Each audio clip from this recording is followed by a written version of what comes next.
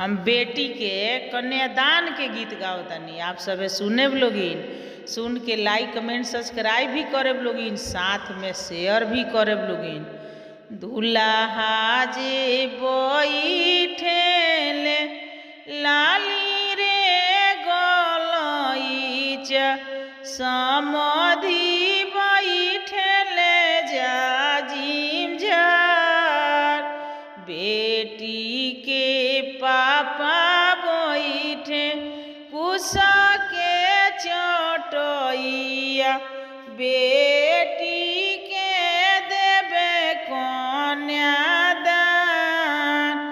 बेटी के पापा बैठे कुसा के चटैया, बेटी के देवे कन्यादान।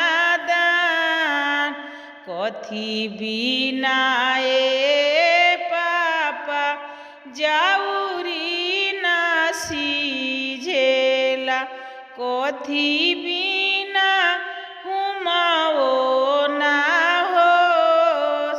कथी बिना ए पापा गोदिया ना शोभेला, कथी बिना धर्म ना होस।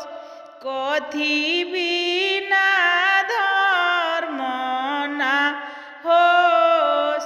दूध बिना ए बेटी जाउरी ना सीझेला, घीओ बिना हुमओ ना होस।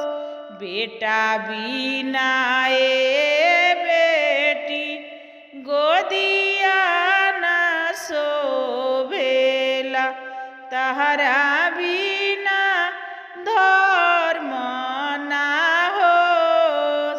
बेटा बिना ए बेटी गोदिया ना शोभेला, तहरा बिना धर्म ना होस।